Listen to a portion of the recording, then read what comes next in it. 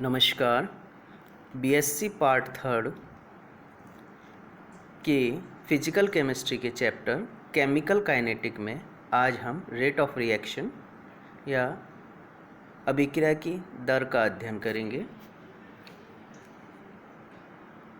Rate of reaction की study करने से पहले हम देखें कि केमिकल काइनेटिक क्या होती है। केमिकल काइनेटिक दो शब्दों से मिलकर बनी है, केमिकल और काइनेटिक, रासायनिक और बल गति की। केमिकल मीन्स रासायनिक अभिक्रिया है और काइनेटिक मीन्स अभिक्रिया की गति या वेग या चाल। तो किसी रासायनिक अभिक्रिया की गति या वेग या चाल तथा उसको प्रभावित करने वाले विभिन्न कारकों और उनकी क्रियाविधि का अध्ययन रसायन विज्ञान की जिस शाखा के अंतर्गत करते हैं वह रासायनिक बल गतिकी कहलाती है। या ये कह सकते हैं कि रासायनिक बल गतिकी केमिकल काइनेटिक फिजिकल केमिस्ट्री की वह ब्रांच है जिसमें रासायनिक अभिक्रिया के वेग तथा उसको प्रभावित करने वाले कारकों तथा विभिन्न क्रियाविधि का अध्ययन किया जाता है। रासायनिक बल गतिकी या केमिकल काइनेटिक कहलाती है। वेग के आधार पर रासायनिक अभिक्रियाओं को 3 कैटेगरीज में डिवाइड किया गया है। पहली हम लें तात्कालिक या आयनिक अभिक्रियाएं, इंस्टेंटेनियस और आयनिक रिएक्शन। दूसरी है अतिमंद अभिक्रियाएं यानी वेरी स्लो रिएक्शन। और तीसरी हम लें मॉडरेट रिएक्शन, मध्यम या मंद अभिक्रियाएं। इसमें सबसे पहले हम लें तात्कालिक या आयनिक अभिक्रियाएं, इंस्टेंटेनियस रिएक्शंस या आयनिक रिएक्शंस। वे अभिक्रियाएं जिनका वेग इतना अधिक होता है कि उन्हें मापा जाना संभव नहीं होता है, अर्थात ये अभिक्रियाएं पलक झपकते ही एकदम इंस्टेंटली कंप्लीट हो जाती हैं, तो इन्हें हम तात्कालिक अभिक्रियाएं कहते हैं और ये आयनिक प्रकृति की होती हैं। तात्कालिक अभिक्रियाओं में जो आयन हैं वो भाग लेते हैं अभिक्रिया में और इनकी गति इतनी अधिक होती है कि इनकी गति को रिकॉर्ड करना मुश्किल होता है। जैसे हम लें सोडियम क्लोराइड की रिएक्शन सिल्वर नाइट्रेट से कराते हैं तो तुरंत ही सिल्वर नाइट्रेट का विलयन, अगर हम सिल्वर नाइट्रेट के विलयन में सोडियम क्लोराइड मिलाते हैं तो तुरंत ही AgCl का अवक्षेप आ जाता है। इस अभिक्रिया में जो सिल्वर आयन है वो तुरंत क्लोराइड आयन से संयुक्त होकर AgCl का अवक्षेप बना लेते हैं। या हम प्रबल और प्रबल क्षार की अभिक्रिया भी देखें तो जैसे ही हम NaOH के विलयन में HCl मिलाते हैं तो तुरंत रिएक्शन होकर लवण बन जाते हैं। दूसरी प्रकार की अभिक्रिया है वेरी स्लो रिएक्शन, अतिमंद अभिक्रिया है। ये अभिक्रियाएं आणविक प्रकृति की होती हैं और इन अभिक्रियाओं को कंप्लीट होने के लिए बहुत अधिक समय लगता है, कई दिन या वर्ष लग जाते हैं। अब क्योंकि ये रिएक्शंस को कंप्लीट होने में बहुत टाइम लगता है तो इनकी गति को यानी इनके वेग को मापने का कोई औचित्य नहीं रहता है। जैसे हम ले कोरोजन एग्जाम्पल या रस्टिंग ऑफ आयरन, इसमें हम देखते हैं कि जब कोई लोहा वातावरण में रखा होता है तो नमी और वायु पाकर उसमें जंग लगता है, तो एक लंबे प्रोसेस में बहुत लंबा टाइम लगता है जंग लगने में। तो इस प्रकार की अभिक्रियाएं अतिमंद प्रकार की अभिक्रियाएं कहलाती हैं। तीसरी प्रकार की अभिक्रियाएं मॉडरेट रिएक्शंस या सामान्य गति की अभिक्रियाएं। इन अभिक्रियाओं को पूर्ण होने में कुछ मिनट या घंटे लगते हैं। जैसे हम एग्जाम्पल लें, एसिटिक एसिड और अल्कोहल को अगर हम मिलाते हैं तो एस्टर बनता है। यह अभिक्रिया मॉडरेट टाइप की रिएक्शंस है। इसी तरह से हाइड्रोजन पेरोक्साइड का अपघटन, नाइट्रोजन पेंटाऑक्साइड का अपघटन, ये रिएक्शंस जो हैं ये मॉडरेट टाइप की रिएक्शंस हैं, क्योंकि इन अभिक्रियाओं में कुछ मिनट या कुछ घंटे लगते हैं। तो इन अभिक्रियाओं का वेग मापा जा सकता है और इन अभिक्रियाओं के वेग पर ताप, दाब, सांद्रण में परिवर्तन के प्रभाव का अध्ययन भी किया जा सकता है। और इनकी क्रियाविधि के बारे में उपयोगी जानकारी भी हम प्राप्त कर सकते हैं।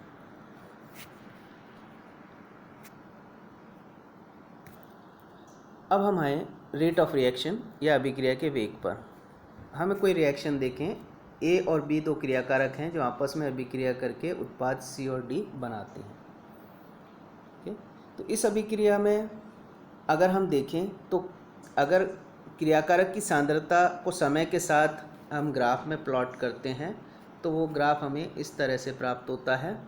अर्थात हम ये कह सकते हैं कि समय के साथ साथ जो उत्पाद की सांद्रता है वो बढ़ती जा रही है। और अगर हम क्रियाकारक की सांद्रता के बीच ग्राफ प्लॉट करें तो वो इस तरह से आता है। अर्थात हम ये कह सकते हैं कि समय के साथ साथ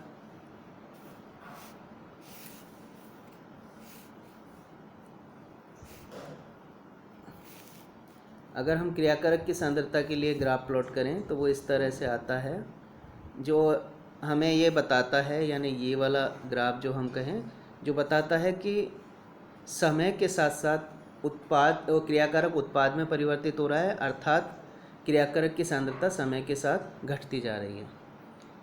कभी भी क्रियाकारक की सांद्रता 0 नहीं होती है।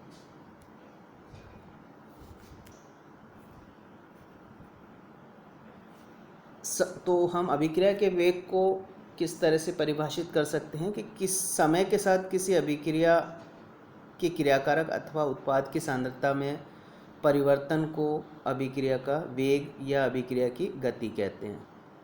अर्थात अभिक्रिया की जो गति है इक्वल टू होगा ए की सांद्रता अथवा बी की सांद्रता में परिवर्तन अपॉन परिवर्तन में लगा समय। या हम ये कह सकते हैं, अगर क्रियाकारक के लिए लें तो क्रियाकारक के रेस्पेक्ट में अभिक्रिया की गति होगी ए अथवा बी की सांद्रता में कमी अपॉन क्रियाकारक की सांद्रता में कमी में लगा समय या समय की अवधि। और अगर हम उत्पाद के रेस्पेक्ट में लें तो सी अथवा डी की सांद्रता में वृद्धि अपॉन समय की अवधि या वृद्धि में लगा समय।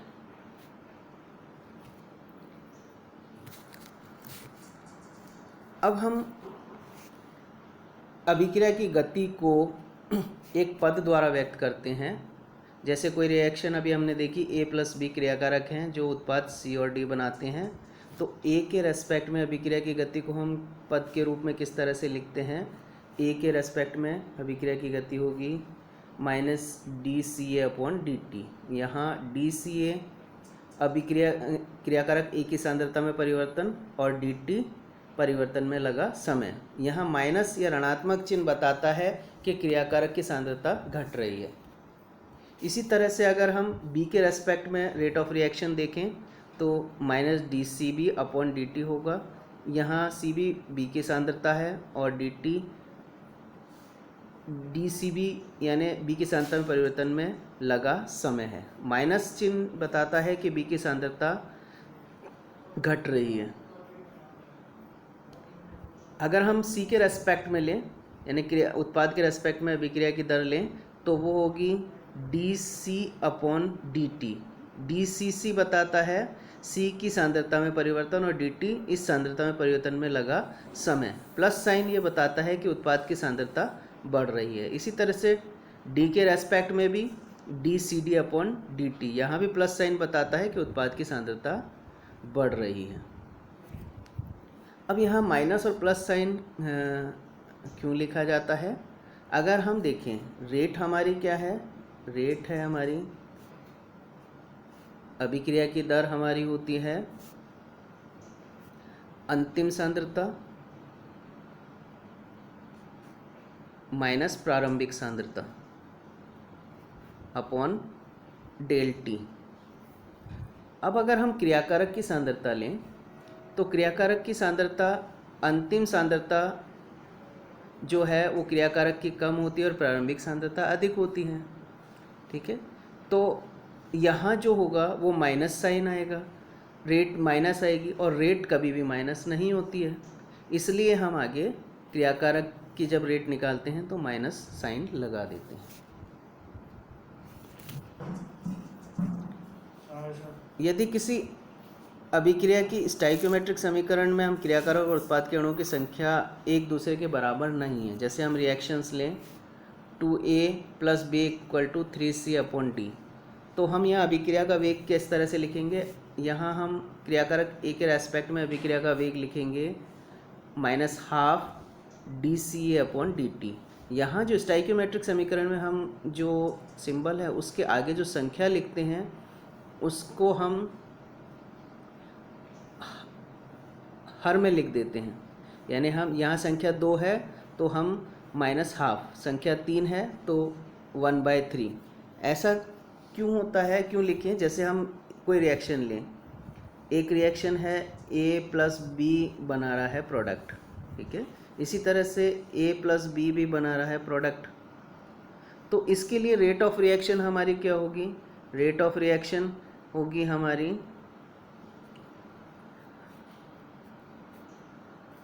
यहाँ दो रिएक्शन, ये दोनों रिएक्शन मान लो 1 सेकंड में पूरी हो रही है, तो rate of reaction total reaction हमारी कितनी हो गई? 2 और लगा समय 1, यानी 2 A के मॉलिक्यूल्स B से अभिक्रिया करके प्रोडक्ट बना रहे हैं, तो रिएक्शन 2/1, तो रेट ऑफ रिएक्शन हमारी हो गई 2।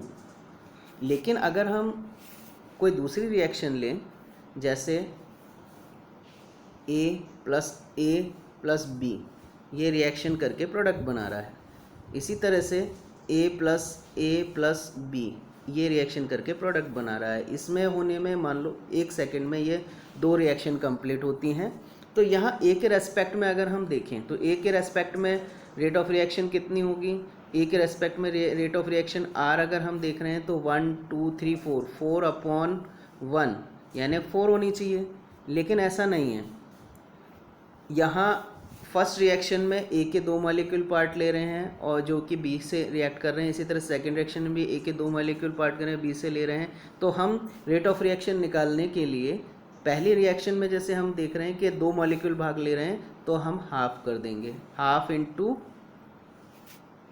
तो हम ये कहेंगे R = हमारा होगा हाफ इंटू 4/1, तो रेट ऑफ रिएक्शन हमारी कितनी हो गई? 2। तो इसी कारण से हम स्टाइक्योमेट्रिक रिएक्शन में, जिसमें क्रियाकारक और उत्पाद में अणुओं की संख्या एक दूसरे के बराबर नहीं है, तो हम स्टाइक्योमेट्रिक रिएक्शन में रेट ऑफ रिएक्शन इस तरह से लिखते हैं। अगर 2 है तो अभिक्रिया वेग होगा -12 dCA/dt, इसी तरह से B के लिए -dCB/dt, इसी तरह से 3C के लिए +1/3 dCC/dt और D के लिए dCD/dt। यह हम अभिक्रिया देखें NMA + NB = PC और QD, तो इसके लिए हमारी रेट ऑफ रिएक्शंस होगी, rate of reaction = -1/m dCA/dt, किसके लिए? A के रेस्पेक्ट में। B के रेस्पेक्ट में हमारी होगी -1/n dCB/dt, C के रेस्पेक्ट में 1/p dCC/dt और D के रेस्पेक्ट में हमारी होगी 1/q dCD/dt। तो इस तरह से हम अभिक्रिया वेग लिखते हैं।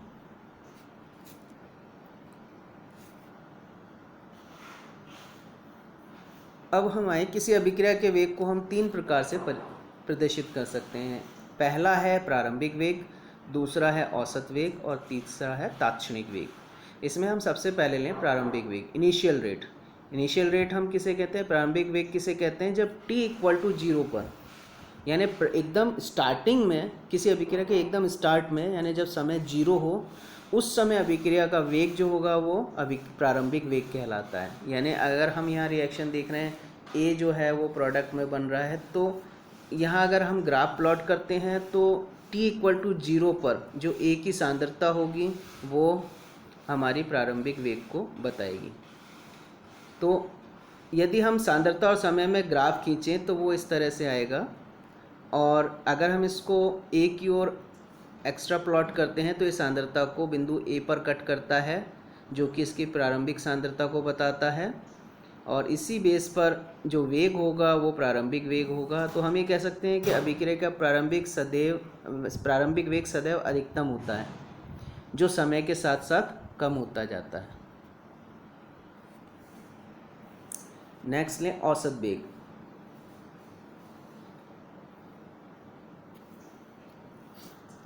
किसी रासायनिक अभिक्रिया में एक निश्चित समय में क्रियाकारकों की सांद्रता में हुए परिवर्तन में तथा परिवर्तन में लगे समय का भाग देने पर जो वेग प्राप्त होता है वो हमारा औसत वेग कहलाता है। यानी अगर हम औसत वेग क्रियाकारक के रेस्पेक्ट में लें तो क्रियाकारक की सांद्रता में परिवर्तन अपॉन परिवर्तन में लगा समय। आगे हम माइनस चिन्ह बताता है कि क्रियाकारक की सांद्रता घट रही है। अगर उत्पाद के रेस्पेक्ट में एवरेज वेग लें, हम औसत वेग लें एवरेज रेट, तो उत्पाद की सांद्रता में परिवर्तन अपॉन परिवर्तन में लगा समय। यहाँ प्लस साइन बताता है कि उत्पाद की सांद्रता बढ़ रही है। तो हम एवरेज वेग, जैसे कोई रिएक्शन है ए कन्वर्ट होती है प्रोडक्ट बी में, तो इसके लिए औसत वेग ए के रेस्पेक्ट में औसत वेग होगा हमारा delta A upon delta T. यहाँ बड़े ब्रैकेट में ए को लिखना ए की सांद्रता को प्रदर्शित करता है और डेल्टा जो है सांद्रता में परिवर्तन को बताता है। तो डेल्टा ए की सांद्रता में परिवर्तन और डेल्टा टी परिवर्तन में लगा समय या समय में परिवर्तन। तो ए के रेस्पेक्ट में औसत वेग minus D upon D T होगा और बी के रेस्पेक्ट में औसत वेग delta we upon delta T हो जाता है। तो यहाँ डेल्टा ए और डेल्टा बी क्रियाकारक और उत्पाद की सांद्रता में परिवर्तन है और डेल्टा टी परिवर्तन में लगा समय है। ग्राफ से अगर हम औसत वेग को देखें तो ग्राफ से औसत वेग को किस तरह से रिप्रेजेंट कर सकते हैं कि अगर हम क्रियाकारक और उत्पाद के लिए ग्राफ प्लॉट करें तो इस तरह से आता है, क्रियाकारक के लिए इस तरह से और उत्पाद के लिए इस तरह से। यहाँ हम देखें कि समय के साथ क्रियाकारक की सांद्रता में परिवर्तन हो रहा है, क्रियाकारक की सांद्रता घट रही है। अगर हमें औसत वेग निकालना है तो औसत वेग हम निकालने के लिए क्या करते हैं, ग्राफ में हम दो पॉइंट निर्धारित कर लेते हैं। जैसे ये दो हमने पॉइंट लिया, यानी इस समय, इन दोनों समय यानी इस समय अंतराल में रेट में क्या परिवर्तन हुआ, ये रेट में परिवर्तन होगा।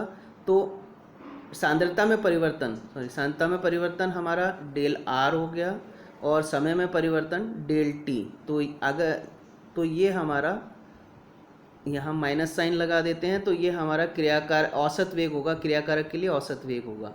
ये औसत वेग को हम इस तरह से ही बता सकते हैं कि डेल, जैसे हम इस पॉइंट से इस पॉइंट तक जाने के लिए मान लो 5 किलोमीटर की दूरी तय करते हैं और यह 5 किलोमीटर की दूरी 30 मिनट में पूरी होती है, तो औसत वेग हमारा 5/30 हो गया।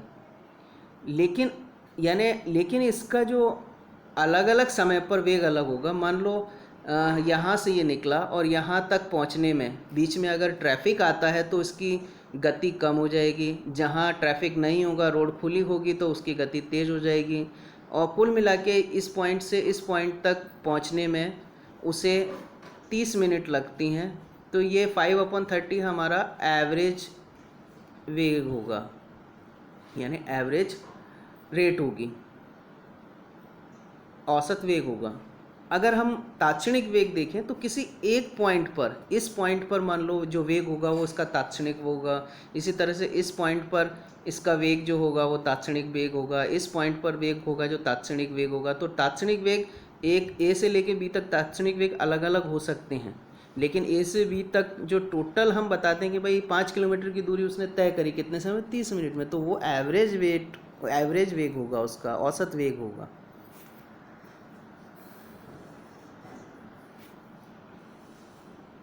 तो हम ये कह सकते हैं कि यहाँ से यहाँ तक, इतने से इतने दूरी तक जो अभिक्रिया सांद्रता में परिवर्तन हुआ, वो परिवर्तन में लगा कितना समय, इतना समय जो लगा। तो सांद्रता में परिवर्तन और इतने सांद्रता में परिवर्तन में लगा समय, ये डेल टी, ये दोनों का अनुपात जो है औसत वेग कहलाएगा। इसी तरह से अगर हम उत्पाद के लिए लें तो उत्पाद के लिए ग्राफ हमारा इस तरह से आएगा और मान लो यहाँ से लेके यहाँ तक सांद्रता में परिवर्तन जो हो रहा है उस परिवर्तन की मात्रा हम निकाल लेंगे डेल आर, और यहाँ से यहाँ तक में जो परिवर्तन हुआ उस परिवर्तन में लगा समय वो डेल टी है, तो del R upon del T हमारा क्या हो जाएगा, उत्पाद का औसत वेग। तीसरे प्रकार का वेग ले हम तात्क्षणिक वेग। किसी निश्चित क्षण पर अभिक्रिया का जो वास्तविक वेग होगा वो तात्क्षणिक वेग कहलाता है ना, एकदम पॉइंट पर, जो एक निश्चित पॉइंट पर जो अभिक्रिया का वेग होगा। जैसे हम ग्राफ लें, अगर हम उत्पाद क्रियाकारक के लिए ग्राफ प्लॉट करें तो वो इस तरह से होगा। तो एक इस पॉइंट पर, मान लो एक निश्चित पॉइंट पर, इस पॉइंट पर जो अभिक्रिया का वेग होगा वो अभिक्रिया का वेग हमारा तात्क्षणिक वेग होगा। तात्क्षणिक वेग निकालने के लिए हम क्या करते हैं, एक स्पर्श रेखा खींचते हैं। जहाँ भी हमें तात्क्षणिक वेग निकालना है, जैसे इस बिंदु पर तात्क्षणिक वेग निकालना है, तो हम एक स्पर्श रेखा इस बिंदु को छूते हुए एक स्पर्श रेखा खींचेंगे, और इस स्पर्श रेखा का जो स्लोप होगा वो तात्क्षणिक वेग को बताता है। तात्क्षणिक वेग को हम dx अपॉन dt से रिप्रेजेंट करते हैं, यानी डेल्टा तो हमारा बताता है थोड़े बड़े परिवर्तन को, और स्मॉल d हमारा बताता है बहुत ही सूक्ष्म परिवर्तन को, यानी एक निश्चित पॉइंट पर जो परिवर्तन माइनस dx अपॉन dt, तो ये हमारा तात्क्षणिक वेग होगा। क्रियाकारक के लिए माइनस dx अपॉन dt और उत्पाद के लिए dx अपॉन dt होगा। अगर हम ग्राफ से देखें तो ये क्रियाकारक और उत्पाद के ग्राफ हैं। अगर हम इस ग्राफ में तात्क्षणिक वेग निकालें, जैसे इस पॉइंट पर, ये जो पॉइंट है, इस पॉइंट पर तात्क्षणिक वेग हमें निकालना है, तो हमने एक स्पर्श रेखा खींची, एक स्पर्श रेखा खींची, और स्पर्श रेखा का जो स्लोप है, ये स्लोप, इस स्लोप से हम क्रियाकारक की सांद्रता में परिवर्तन और परिवर्तन में लगा समय निकाल लेते हैं। क्रियाकारक की सांद्रता में परिवर्तन dr और परिवर्तन में लगा समय dt। तो इंस्टेंटेनियस वेग जो हो गया, जो तात्क्षणिक वेग होगा, r इक्वल टू हमारा होगा dr अपॉन dt, जो कि स्लोप से हम निकाल सकते हैं। इसी तरह से उत्पाद के लिए भी ये तात्क्षणिक वेग होगा इसी तरह से। तो औसत वेग और तात्क्षणिक वेग में बिल्कुल इतना सा अंतर है कि औसत वेग एक निश्चित समय अंतराल में सांद्रता में परिवर्तन है, जबकि तात्क्षणिक वेग एक निश्चित एक पॉइंट पर, एक शार्प पॉइंट पर सांद्रता में परिवर्तन तात्क्षणिक वेग हुआ।